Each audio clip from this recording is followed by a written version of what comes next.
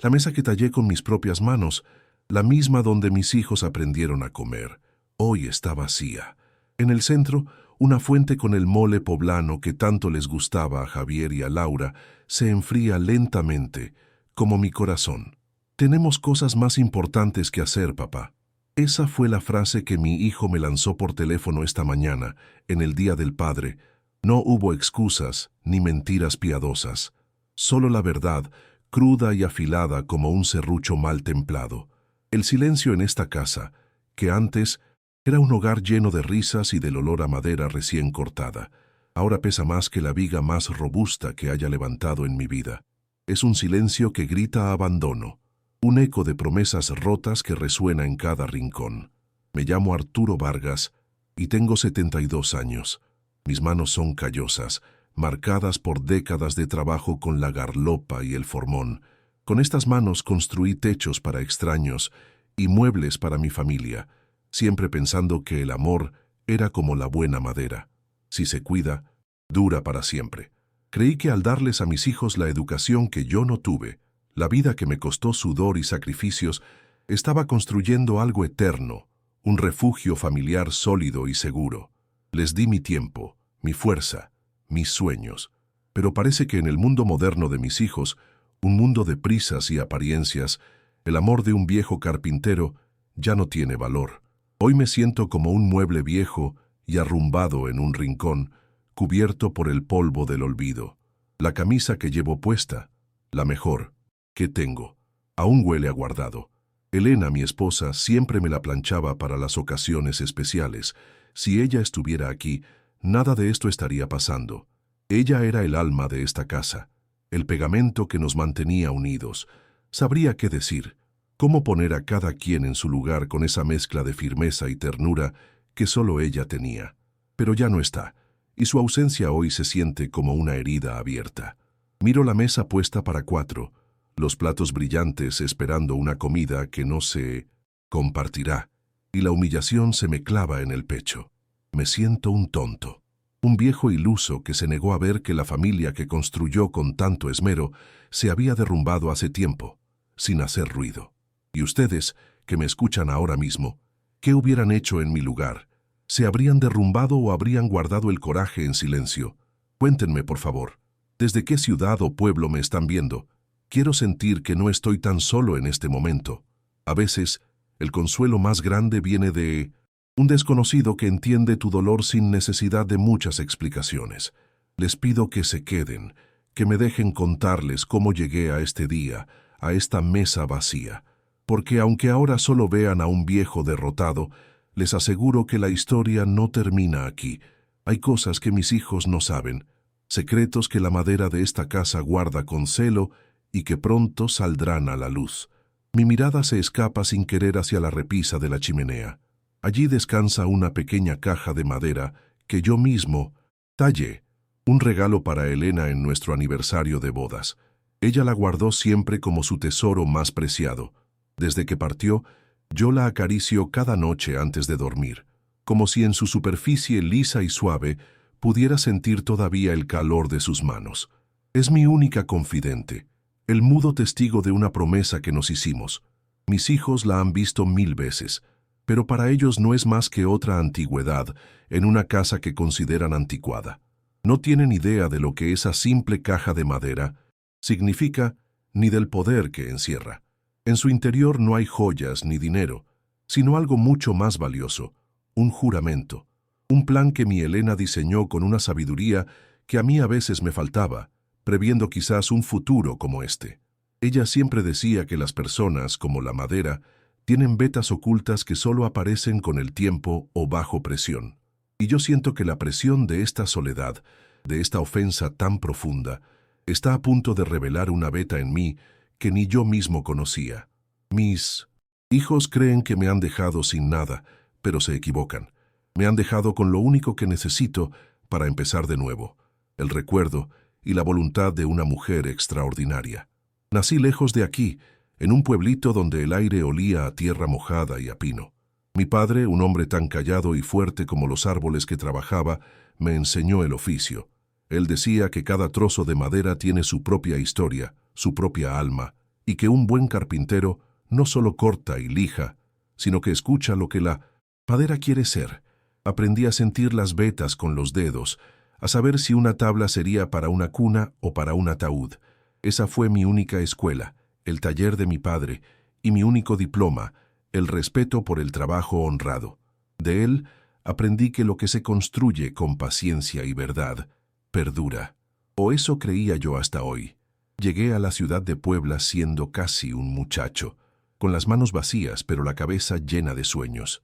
Quería un futuro, uno donde el trabajo no fuera solo para sobrevivir, sino para construir algo propio. Los primeros años fueron duros, solitarios. Dormía en un cuartito alquilado que olía a humedad y comía lo que podía, pero cada mañana me levantaba con la misma determinación. El ruido de la ciudad, los coches, la gente apurada, todo era tan diferente al silencio del campo.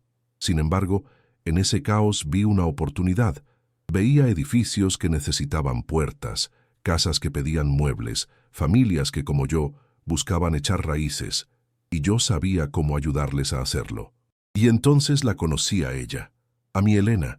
No fue en un baile elegante ni en una fiesta, fue en el mercado, mientras ella regateaba con fuerza por unos jitomates. Su risa era como el sonido de una campana, clara y potente. Tenía un carácter que imponía y un corazón que lo abarcaba todo. Vio mis manos llenas de astillas y callos y no sintió lástima ni desprecio. Vio en ellas la promesa de un hombre trabajador, de un hogar. Elena se convirtió en mi ancla, mi inspiración, la viga maestra de mi vida. Me enseñó que la verdadera fortaleza no está en los músculos, sino en la lealtad y en el amor que se cuida todos los días. Juntos levantamos esta casa, ladrillo a ladrillo, con el dinero de mis primeros encargos importantes. Era pequeña, sí, pero nunca se sintió así. Estaba llena de luz, del aroma del café por las mañanas y de los guisados que Elena preparaba con tanto cariño. El sonido de mi martillo en el taller del patio se mezclaba con las risas de nuestros hijos cuando empezaron a llegar. Primero Javier, luego Laurita. Nuestra casa no tenía lujos, pero rebosaba de vida. Era nuestro palacio, un castillo hecho de adobe, madera y un amor a prueba de todo. Cada silla, cada mesa, cada repisa, la hice pensando en ellos, en la familia que éramos. Recuerdo la noche en que nació Javier como si fuera ayer. Sostenerlo en mis brazos fue como sostener el futuro. Era tan pequeño, tan frágil. En ese momento, le prometí en silencio que nunca le faltaría nada, que tendría las oportunidades que yo ni siquiera pude soñar. Quería que estudiara, que fuera un profesionista, que llegara más alto que yo. Quería que sus manos fueran suaves, que no conocieran las heridas ni los callos que las mías ya tenían. Cada vez que lo miraba, sentía que todos mis esfuerzos, todo mi cansancio valían la pena. Él era la prueba de que lo estaba logrando, de que mi sacrificio estaba dando frutos. 2 años después llegó Laura, mi niña. Con ella descubrí una ternura diferente. Si Javier era mi orgullo, Laura era mi devoción. Era más parecida a mí en su carácter, tranquila y observadora. Le encantaba sentarse en un rincón del taller a verme trabajar, sus ojitos muy abiertos siguiendo el movimiento de mis herramientas.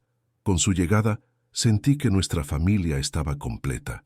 Éramos un equipo, un pequeño universo que giraba alrededor de la mesa del comedor, compartiendo el pan y los sueños. Elena y yo nos mirábamos por encima de las cabezas de nuestros hijos y sabíamos que éramos ricos, aunque en los bolsillos tuviéramos apenas unas monedas. Fueron años de mucho trabajo. A menudo aceptaba encargos que me obligaban a pasar la noche en vela en el taller. Recuerdo la luz de una sola bombilla colgando del techo, el zumbido de la sierra y el frío de la madrugada calándome los huesos. Pero no me importaba. Pensaba en los libros de la escuela que podría comprarles, en los zapatos nuevos que necesitaban, en la posibilidad de un mañana mejor para ellos. El olor a aserrín se me pegaba a la ropa y a la piel. Era mi perfume, el olor del sacrificio. Elena me esperaba despierta, siempre con una taza de café caliente y una palabra de aliento que me devolvía la fuerza. En los pocos ratos libres que teníamos, la felicidad era simple. Recuerdo bailar con Elena en la cocina, apretados en el poco espacio que había, mientras en la radio sonaba un bolero viejo de los Panchos. Ella apoyaba su cabeza en mi pecho y yo sentía que podía cargar el mundo entero sobre mis hombros. No, necesitábamos más. Esos momentos eran nuestro tesoro, la argamasa invisible que unía los ladrillos de nuestra vida. Les enseñamos a nuestros hijos que el valor de las cosas no está en su precio, sino en el amor con el que se hacen o se comparten. Les enseñamos a disfrutar de una comida juntos, de una buena plática, de la compañía. Una de mis mayores alegrías era enseñarle a Javier los secretos de la madera. Cuando tenía unos 8 años, le di su primer trozo de pino y le enseñé a lijarlo hasta dejarlo suave como la seda. Sus manos pequeñas se movían con torpeza al principio, pero con una concentración que me llenaba de orgullo. Le expliqué cómo seguir la veta, cómo sentir el calor que genera la fricción. Era un ritual, una forma de pasarle no solo un oficio, sino una forma de ver la vida, con paciencia, con dedicación, con respeto por el material que tienes en las manos. Creí que le estaba dando una herencia invaluable, pero el sacrificio más grande, el que me dolió en el alma, fue por Javier. Cuando llegó el momento de pagar su primer año de universidad, el dinero no nos alcanzaba. Tenía un juego de gubias alemanas que mi abuelo le había heredado a mi padre y mi padre a mí. Eran mi tesoro profesional, la extensión de mis manos. Cada una tenía un mango de nogal pulido por el uso, un acero que no perdía el filo. Sin pensarlo 2 veces, las vendí. Las vendí para pagar su matrícula. El hombre que las compró sabía lo que se llevaba. Yo sentí un vacío en el estómago al verlas irse. Esa noche no pude dormir.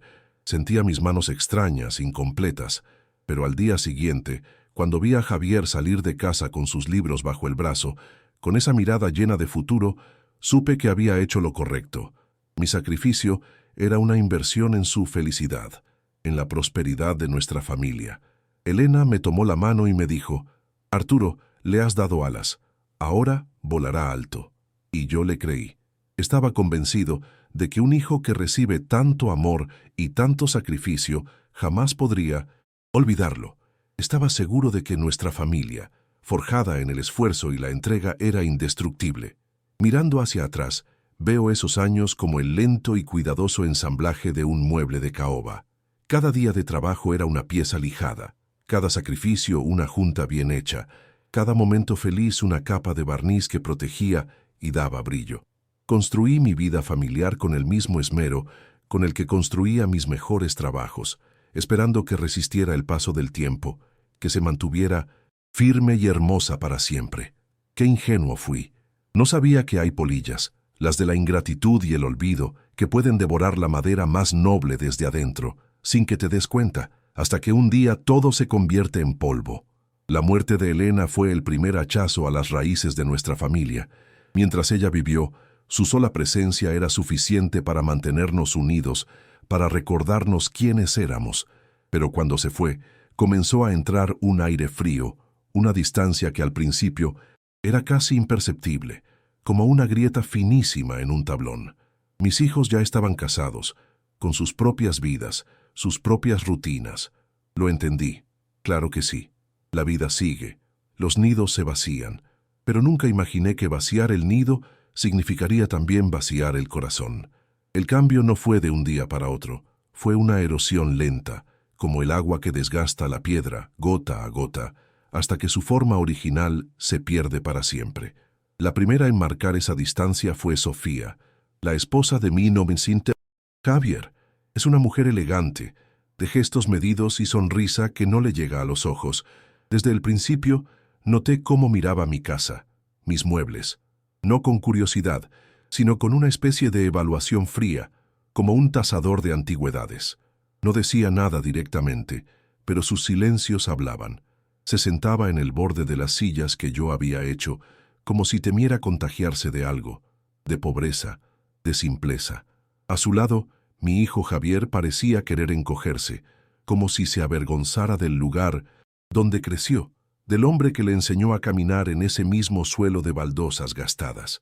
Los domingos de comida familiar, que eran sagrados en vida de Elena, empezaron a espaciarse. Primero fue una llamada. «Papá, Este domingo no podemos, tenemos un compromiso. Luego otra. Las excusas se volvieron más frecuentes, menos elaboradas. Las tardes de sobremesa, de café y anécdotas se convirtieron en visitas de 1 hora, cronometradas, tensas. Sentía que venían a cumplir con una obligación, a marcar una tarjeta de asistencia en la vida de su viejo padre. El sabor de la comida parecía distinto. La conversación era forzada. Hablábamos del clima, de cosas sin importancia, evitando mirar el enorme elefante que se había sentado a nuestra mesa, el abismo que crecía entre nosotros. En una de esas visitas, Sofía, mientras pasaba un dedo por la cubierta de la mesa del comedor, soltó con una risita: «Ay, Arturo, estos muebles son tan tradicionales. ¿No has pensado en modernizar un poco? Darle un aire más actual a la casa». La palabra modernizar sonó en mis oídos como un insulto. ¿Modernizar?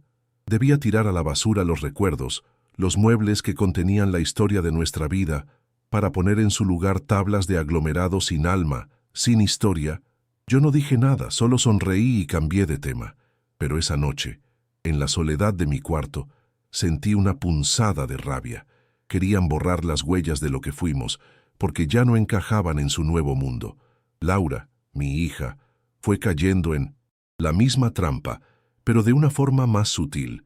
Su esposo es un buen hombre, pero también está muy preocupado por las apariencias, por el qué dirán. Poco a poco, Laura empezó a adoptar las mismas actitudes de su hermano. Se volvió cómplice pasiva del abandono. En las reuniones, si es que las había, evitaba mi mirada cuando Sofía hacía algún comentario despectivo. Veía la culpa en sus ojos, pero también la falta de valor para defender a su padre, para defender su propia historia. Su silencio me dolía casi más que las palabras de mi nuera, porque en su silencio había una traición, la de quien sabe que algo está mal, y aún así elige no hacer nada. Para uno de mis cumpleaños, el 70, creo recordar, llegaron tarde y con prisa. Me trajeron de regalo un teléfono de esos modernos, lleno de botones y luces que yo no sabía ni cómo prender. «Para que estemos más comunicados, papá», dijo Javier, mientras miraba el reloj. Se quedaron apenas 1 hora. No hubo anécdotas, no hubo risas compartidas. Fue un trámite. Cuando se fueron dejé el teléfono en su caja sobre la mesa. Me sentí más solo que nunca. No quería un aparato caro, no quería estar más comunicado a través de una pantalla. Yo lo que quería era mi familia, mi tiempo con ellos, sentir que todavía formaba parte de sus vidas. Las llamadas telefónicas se volvieron un resumen de la semana, un reporte. «¿Cómo estás, papá?» «Bien, hijo. Aquí en el taller». «Qué bueno. Cuídate mucho. Te hablamos luego». Y colgaban. No había preguntas reales. No había un interés genuino por saber cómo me sentía, qué pensaba, si la soledad me pesaba por las noches. Me convertí en un punto en su agenda, uno que se resolvía con una llamada de 2 minutos.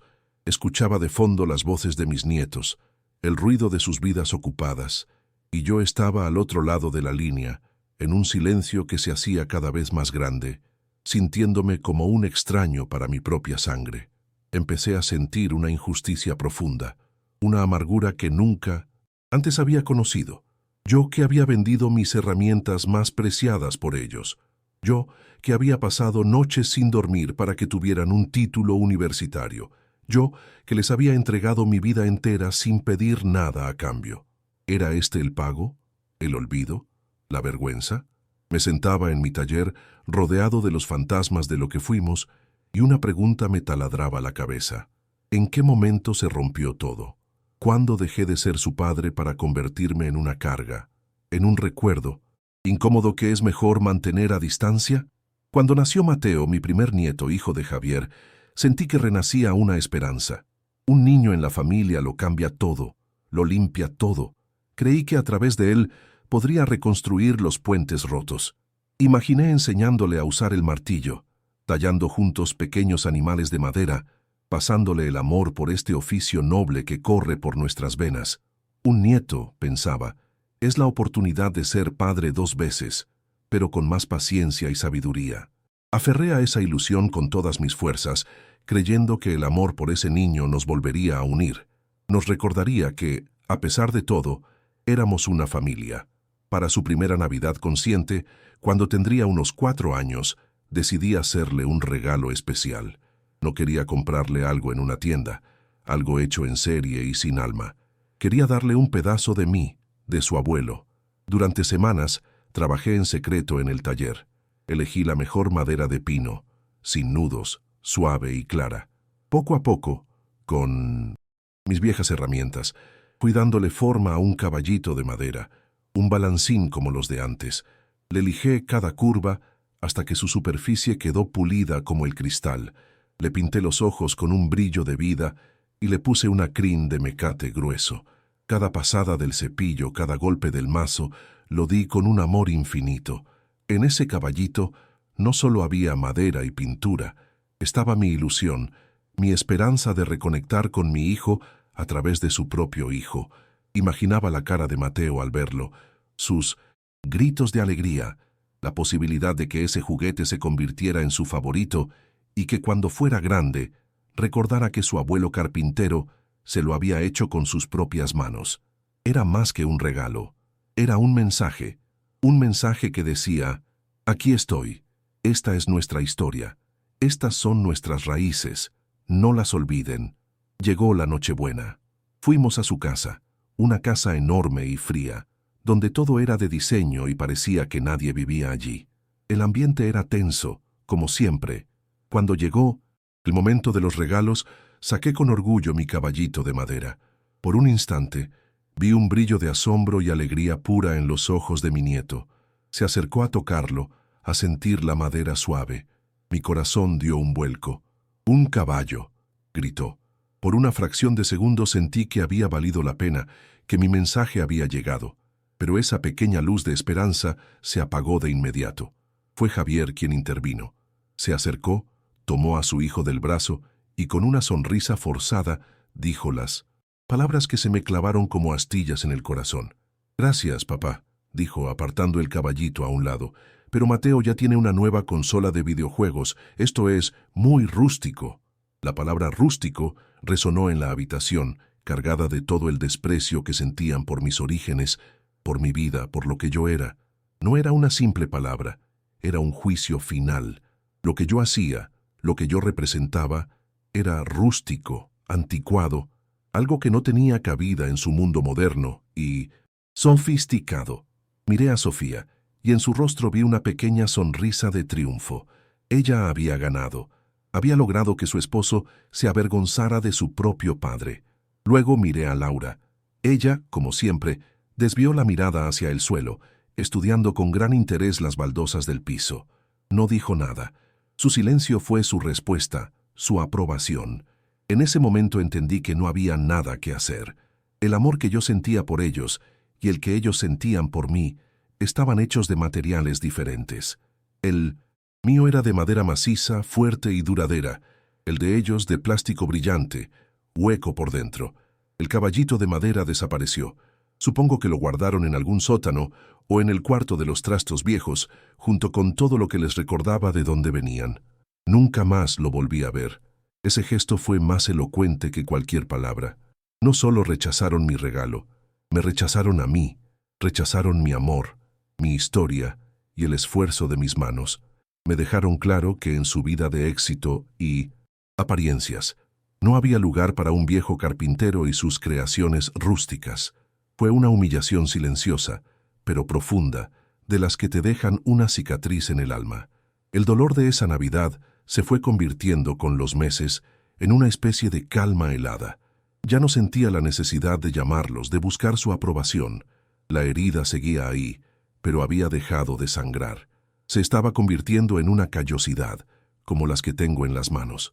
Comprendí que había estado luchando por mantener unida una familia que solo existía en mis recuerdos.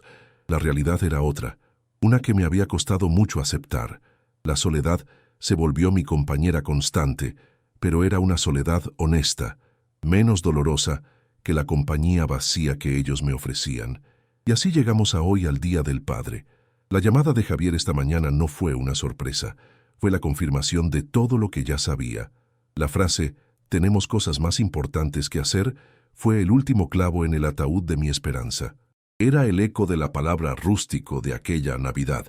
Mis hijos, mi legado, consideraban que su vida era más importante que el hombre que se las dio. La mesa vacía frente a mí no es solo una mesa sin comensales. Es el símbolo de mi fracaso como padre, o quizás la prueba irrefutable de su ingratitud. Ahora el sentimiento de injusticia es abrumador. Ya no es una sospecha, es una certeza tallada a fuego en mi memoria. He dado todo y no he recibido más que desprecio y olvido. He construido puentes de amor y ellos los han quemado sin mirar atrás. Me han dejado solo, rodeado de los fantasmas de una familia que fue y que ya no es. Creen que me han vencido, que me han dejado en la ruina emocional. Pero mientras miro esta mesa desolada, mi vista se desvía de nuevo hacia la pequeña caja de madera de Elena y un nuevo sentimiento empieza a nacer de entre las cenizas de mi tristeza. Con el alma hecha pedazos, me levanto de la mesa. El mole se ha enfriado por completo. Su superficie, brillante ahora, es opaca, como un espejo sin reflejo. Ya no siento hambre, ni siquiera siento la tristeza punzante de hace un momento. Es otra cosa, una calma fría, una claridad terrible. Camino despacio hacia la chimenea. Mis pasos resuenan en el silencio de la casa. Mis ojos están fijos en la caja de madera que le hice a Elena. Ya no es solo un recuerdo, un objeto nostálgico. Hoy, en este preciso instante, siento que se ha convertido en una herramienta, quizás la más importante que tendré en mis manos. Ha llegado el momento que Elena previó con una lucidez que a mí me faltó. Tomo la caja entre mis manos. La madera de cedro, la que ella tanto amaba por su aroma, se siente cálida, casi viva. El diseño que tallé en la tapa es un par de colibríes entrelazados, nuestro símbolo secreto. ¿Cuántas veces la he sostenido así, sintiendo el consuelo de su recuerdo? Pero hoy es diferente. Hoy no busco consuelo, busco respuestas. Con un movimiento lento y deliberado, deslizo la tapa. El interior exhala un leve perfume, una mezcla de madera vieja y el recuerdo de las flores que ella guardaba dentro. No hay joyas, no hay nada que brille. Solo hay un fajo de papeles amarillentos, atados con una cinta de seda azul, y sobre ellos un sobre cerrado. Con un cuidado casi religioso tomo el sobre. En el frente, con su caligrafía elegante e inconfundible, está escrito mi nombre, Arturo. Mi corazón da un vuelco. Es como si ella estuviera aquí, hablándome desde el otro lado del tiempo. Mis dedos, torpes y gruesos por el trabajo, tiemblan un poco al romper el sello. Desdoblo la hoja. El papel es frágil. Las líneas de tinta se han desvanecido un poco con los años, pero cada palabra es un eco perfecto de su voz, de su espíritu. Me siento en el viejo sillón de orejas, el suyo, y la luz que entra por la ventana ilumina la carta, como si el cielo quisiera ayudarme a leer. Mi amado Arturo, comienza la carta. Si estás leyendo esto, es porque el día que tanto temía finalmente ha llegado. El día en que la soledad te pese demasiado, o el día en que nuestros hijos, en su prisa por conquistar el mundo, hayan olvidado el valor del nido que los vio nacer. Trago saliva. Cada palabra es una flecha certera. Ella lo supo. Lo vio venir mucho antes que yo.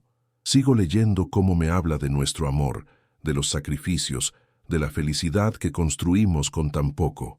Me recuerda que la verdadera riqueza nunca estuvo en el dinero, sino en la dignidad de nuestro trabajo y en el respeto mutuo. Y entonces revela su secreto. Me cuenta cómo durante años, de los pequeños trabajos de costura que hacía para las vecinas, fue guardando unas monedas, no para comprarse un vestido nuevo o algún capricho, sino con un propósito. «¿Recuerdas, mi viejo, ese terrenito baldío que está junto a tu taller?», escribió. «Ese que todos desprecian porque es irregular y está lleno de piedras. Pues es nuestro, Arturo. Lo compré pesito a pesito, en secreto. No es una gran herencia para nuestros hijos porque nunca fue para ellos. Siempre fue para ti. No puedo creer lo que leo. Ese pedazo de tierra inútil, olvidado por todos». La carta continúa, y sus palabras parecen adivinar la herida que siento hoy.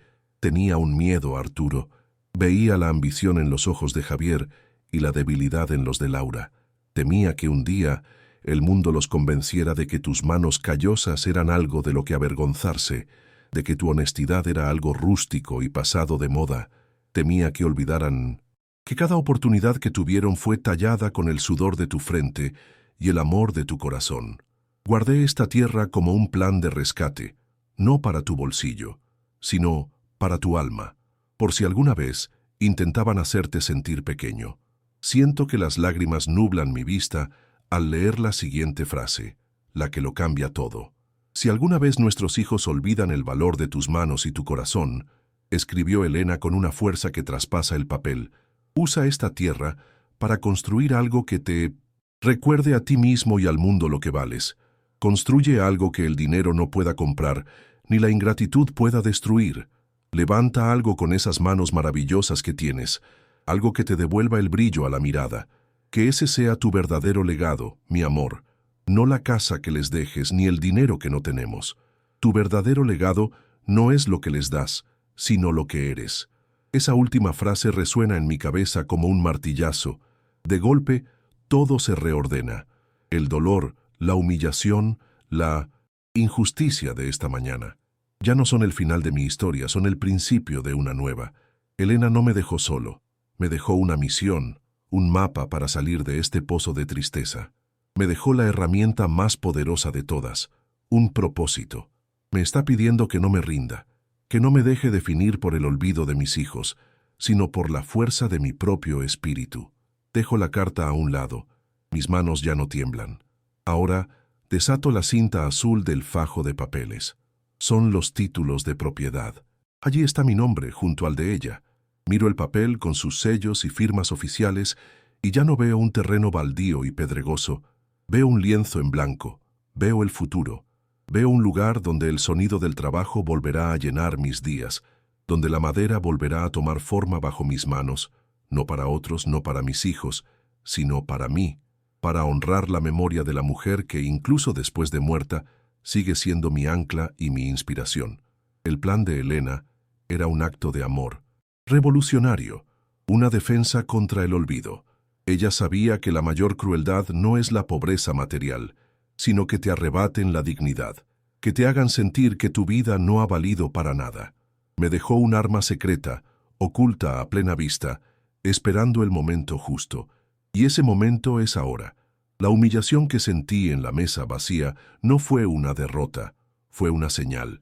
La señal que Elena esperaba que yo recibiera para poner en marcha su plan de rescate. Ya no soy una víctima, soy un constructor. Siento una energía que no había sentido en años. El cansancio de mis 72 años se desvanece, reemplazado por una determinación de acero. Me levanto del sillón y camino hacia la ventana que da al taller. Miro mis manos. Ya no veo en ellas las marcas del sacrificio inútil. Veo las manos de un maestro carpintero que tiene una última obra que construir, quizás la más importante de todas, la obra que me devolverá la dignidad que mis propios hijos intentaron quitarme. Gracias, Elena. Gracias, mi amor. Tu secreto no solo me ha salvado, me ha dado una razón para volver a vivir. Miro una última vez la mesa vacía, el mole frío, los platos intactos. Ya no me produce dolor. Ahora lo veo como lo que es, el final de un capítulo, el cierre de una historia de amor y sacrificio que tuvo un final amargo. Pero la vida, como un buen mueble, no se hace de una sola pieza.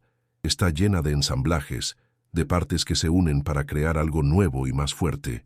Y yo, Arturo Vargas, viudo, carpintero y padre olvidado, estoy a punto de empezar a construir el capítulo final de mi vida, y esta vez lo haré a mi manera. La primera acción la tomé al día siguiente, sin ruido, sin dramas. Descolgué el teléfono y no llamé a mis hijos. Llamé a un agente inmobiliario, un hombre joven del barrio que me saludó con respeto. Le di la instrucción, clara y firme: ponga la casa en venta, y el taller también. Hubo una pausa al otro lado de la línea. Seguramente pensó que este viejo por fin había perdido el juicio, pero en mi voz no había duda, solo la calma de quien ha tomado una decisión irrevocable. Al colgar, sentí como si me quitara de los hombros un peso que había cargado durante años. No estaba perdiendo un hogar, estaba recuperando mi libertad, la libertad de construir mi propio final. En un barrio como el nuestro, las noticias vuelan más rápido que el polen en primavera.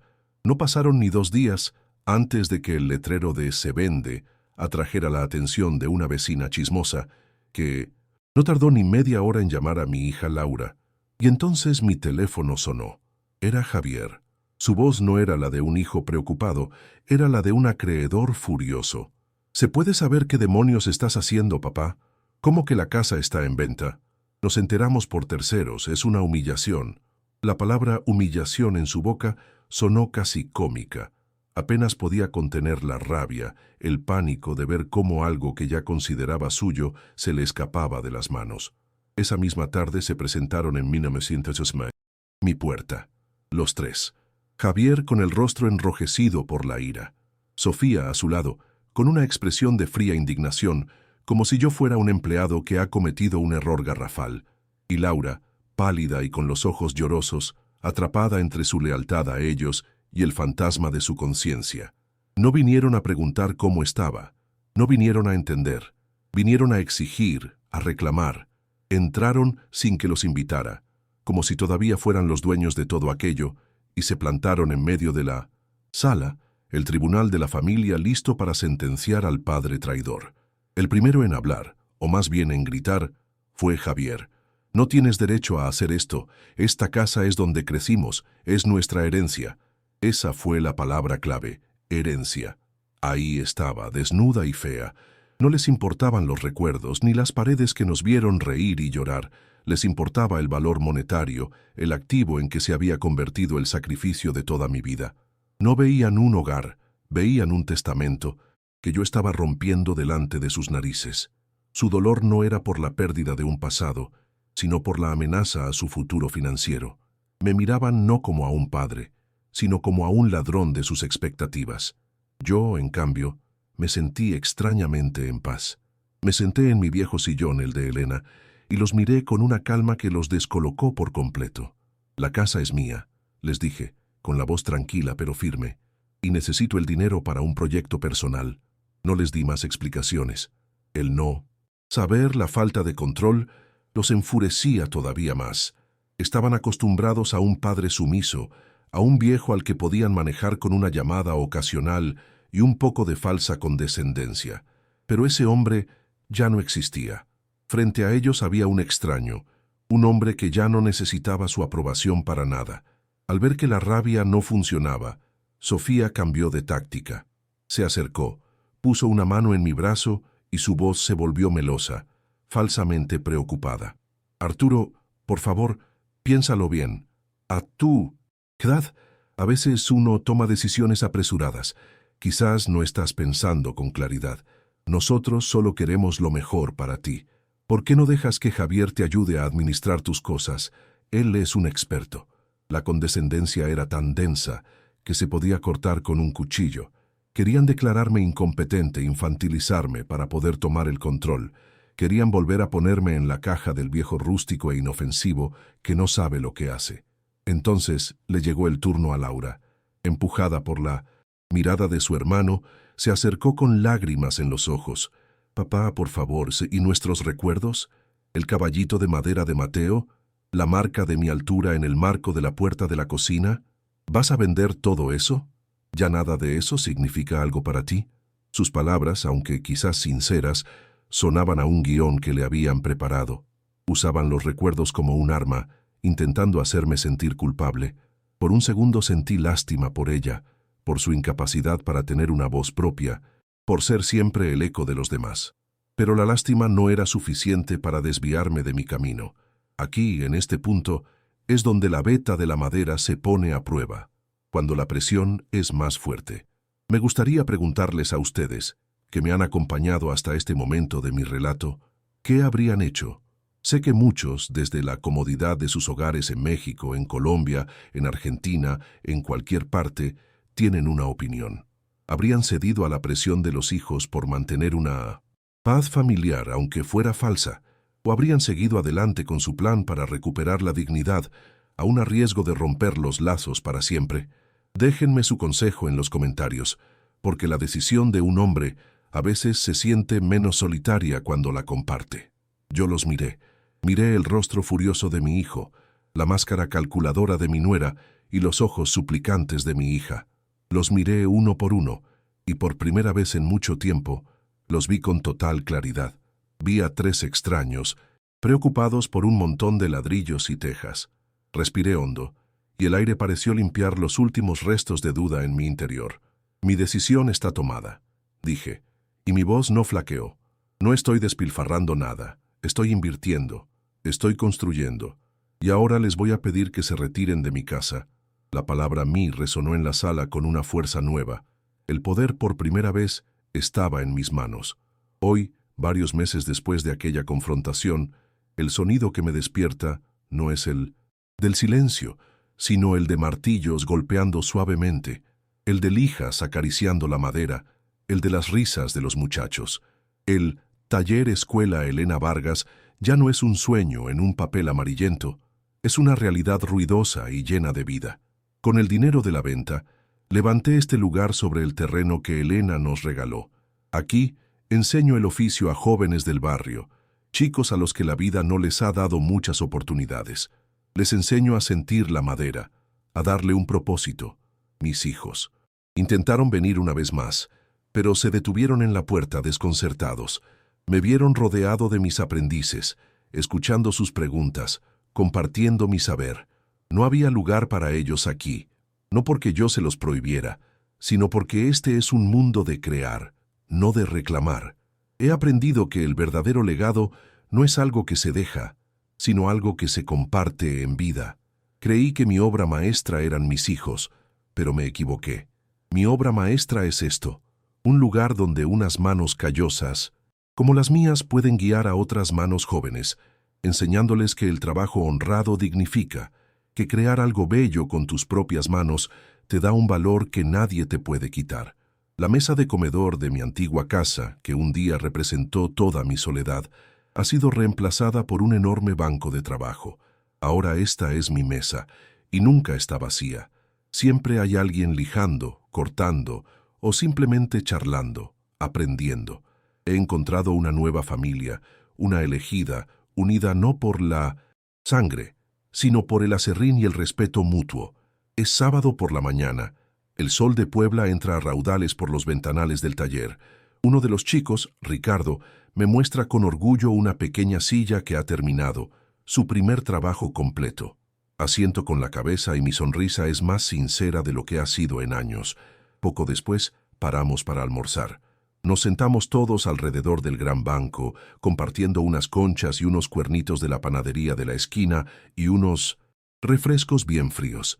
Mientras los veo reír y bromear, entiendo que la vida me quitó una familia, pero a cambio me dio una tribu.